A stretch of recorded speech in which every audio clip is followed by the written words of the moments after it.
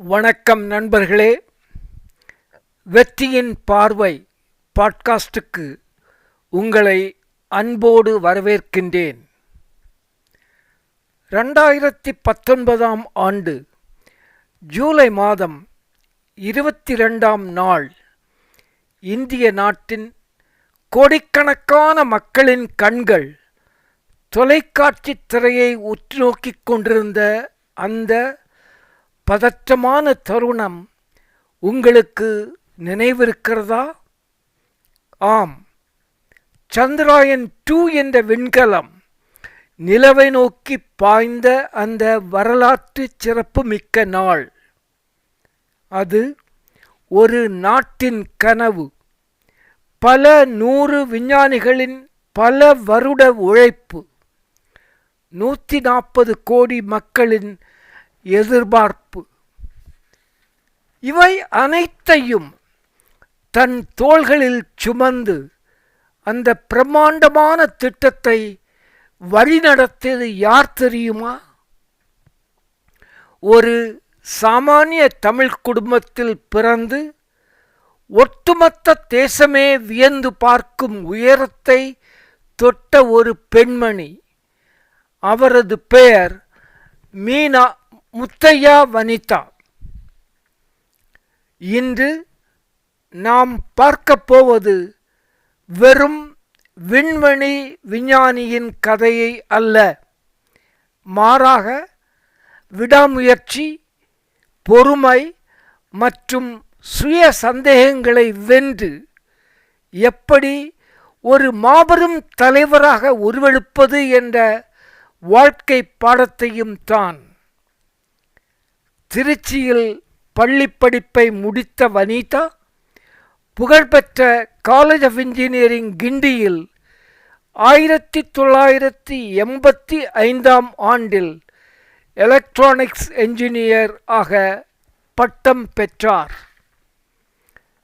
வனிதா அவர்களின் அந்த ஆரம்பகால பொறியியல் படிப்பு அவருக்குள் ஒரு முறையான சிந்தனையையும் எந்த ஒரு பெரிய சவாலையும் லாஜிக்கலாக, தர்க்க ரீதியாக அணுகும் ஒழுக்கத்தையும் விதைத்து இருந்தது. 1987ஆம் ஆண்டு அவர் இஸ்ரோவில் சேர்ந்தபோது ஒரு சாதாரண ஜூனியர் ஹார்ட்வேர் டெஸ்டிங் என்ஜினியர் ஆகத்தான் தன் பணியை தொடங்கினார். அங்கிருந்து ஒவ்வொரு படியாக தனது திறமையால் மட்டுமே அவர் உயர்ந்தார். விளம்பர வெளிச்சம் தேடாமல், எந்த பாராட்டுக்கும் ஏங்காமல் 32 ஆண்டுகள் அதே நிறுவனத்தில் தொடர்ந்து உழைத்தார். சந்திராயன் 2 திட்டத்தின் ப்ராஜெக்ட் டைரக்டர் என்ற மிக உயரிய பதவி அவருக்கு தரப்பட்ட போது அவர் அதை உடனே ஆவலோடு ஏற்றுக்கொள்ளவில்லை. மாறாக, தனக்கு அந்த தகுதி இருக்கிறதா, இவ்வளவு பெரிய தேசிய பொறுப்பை, இத்தனை அழுத்தங்களை தன்னால் தாங்கிக் கொள்ள முடியுமா என்று யோசித்த வண்ணமே இருந்தார். அப்போதுதான் இஸ்ரோவின் மற்றொரு வரலாற்று நாயகனும் சந்திராயன் 1 திட்டத்தின் ப்ராஜெக்ட் டைரக்டராகவும் இருந்த டாக்டர் மயிலசாமி அண்ணாதுரை வனிதா அவர்களிடம் பேசி அவரது மேலாண்மை திறமையையும் நுணுக்கமான தொழில்நுட்ப அறிவையும் எடுத்துக்காட்டி இந்த பொறுப்பை வனிதாவால் நிச்சயமாக செய்ய முடியும் என்று எடுத்து உரைத்தார். அதன் பின்னரே வனிதா அந்த பொறுப்பை முழு மனதோடு ஏற்றுக்கொண்டார். விண்கலத்தின் ஒவ்வொரு சிறு பாகமும் சரியாக செயல்படுகிறதா என்பதை கண்காணிக்கும் இறுதி அதிகாரம் வனிதா அவர்களுடையது. சந்திராயன் 2 திட்டம் செயல் வடிவம் பெறும்போது புயல் போன்ற பல இக்கட்டான சூழ்நிலைகள் உருவாகி இருந்தன. அப்போதெல்லாம் அமைதியை கடைபிடித்து தன் குழுவினரை வழிநடத்தி தான் ஒரு ஸ்ட்ராட்டஜிக் லீடர் என்பதை வனிதா நிரூபித்து காட்டியிருக்கிறார். முத்தையா வனிதா அவர்களது வாழ்க்கை பயணத்திலிருந்து நாம் 4 லீடர்ஷிப் உத்திகளை, ஸ்ட்ராட்டஜிக் ஸ்டைல்களை நம் வாழ்க்கை பாடங்களாக கடைபிடிக்க வேண்டும் என்று நான் உங்கள் பார்வைக்கு வைக்க விரும்புகிறேன். லைஃப் லெசன் 1, வாழ்க்கை பாடம் 1, கிரவுண்ட் அப் ரெசிலியன்ஸ், அடித்தளத்திலிருந்து ஆரம்பிக்கும் பொறுமை. ஒரு சிறந்த தலைவன் நேரடியாக உச்சத்திற்கு வருவதில்லை. அடித்தளத்தில் உள்ள நுணுக்கங்களை முழுமையாக கற்றுக்கொள்பவரே பின்னாளில் ஒரு பெரிய குழுவை வழிநடத்தும் தகுதியை பெறுகிறார். நாமும் ஆரம்ப நிலை வேலைகளை நுணுக்கமாக கற்று அறிதல் வேண்டும்.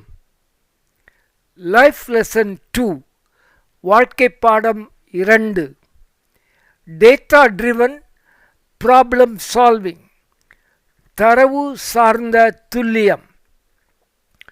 விண்வெளித்துறையில் ஒரு சிறிய புள்ளி அல்லது ஒரு வினாடி கணக்கு தவறினாலும் ஒட்டுமொத்த உழைப்பும் கோடிக்கணக்கான பணமும் வீணாகிவிடும்.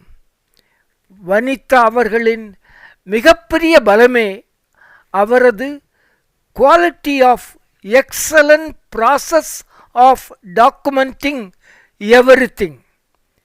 அந்த தரவுகள், அந்த டேட்டாக்கள் அவருக்கும் அவரது டீமுக்கும் மிக்க பலமாக அமைந்தன. எவ்வளவு பெரிய பிரச்சனை வந்தாலும் உணர்ச்சி வசப்படாமல் நிதானமாக அந்த தரவுகளின் அடிப்படையில் முடிவுகளை வனிதா எடுத்தார். நாமும் முறையாக டாக்குமெண்ட் செய்து நேர்மையான தரவுகளை கைவசம் வைத்து முடிவுகளை எடுக்க வேண்டும். லைஃப் லெசன் 3, வாழ்க்கை பாடம் 3, கொலாபரேட்டிவ் லீடர்ஷிப், கூட்டு முயற்சியாக வழி நடத்தி வெற்றி காண்பது. உண்மையான தலைமை பண்பு என்பது என்றால் தனியாக ஓடி ஜெயிப்பது அல்ல. நம்முடன் இருப்பவர்களையும் அரவணைத்து கொண்டு அவர்களின் திறமையை மதித்து எல்லோரையும் ஒன்றாக இணைத்து வெற்றி பாதைக்கு அழைத்துச் செல்வதுதான் உண்மையான தலைமை பண்பு. லைஃப் லெசன்ஸ் 4, வாழ்க்கை பாடம் 4, பிரேக்கிங் த கிளாஸ் சீலிங், கண்ணாடி கூரைகளை உடைக்கும் தன்னம்பிக்கை.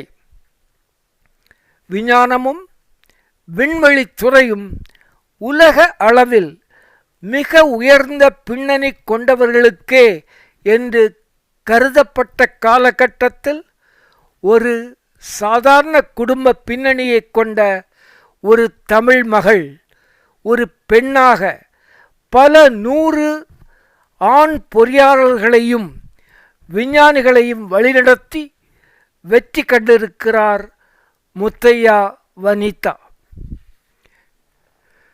இவரது வெற்றி ஒட்டுமொத்த சாமானிய குடும்பத்து பெண்களின் வெற்றி.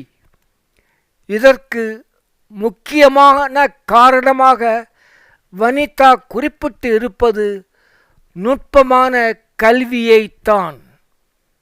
கல்லூரியில் எல்லா விஷயங்களையும் கசடர கற்றுக்கொண்டால் தன்னம்பிக்கை தானே வளரும். அந்த நம்பிக்கை அறிவை மென்மேலும் வளர்த்து மாபெரும் சபைகளில் மரியாதையை ஏற்படுத்தி தரும் என்று வனிதா விவரிக்கிறார். சமூகம் பெண்களுக்கென்று வகுத்து வைத்திருக்கும் எல்லைகளை உடைத்து சாதிக்க முடியும் என்பதற்கு வாழ்கின்ற சாட்சியாக நம் கண்முன்னே சூட்டிய மகுடத்துடன் வனிதா திகழ்கிறார். வனிதா அவர்களின் இந்த 4 ஸ்ட்ராட்டஜிக் பாடங்களில் உங்களுக்கு மிகவும் பிடித்த பாடம் எது என்பதை கீழே கமெண்ட் செக்ஷனில் தெரிவியுங்கள்.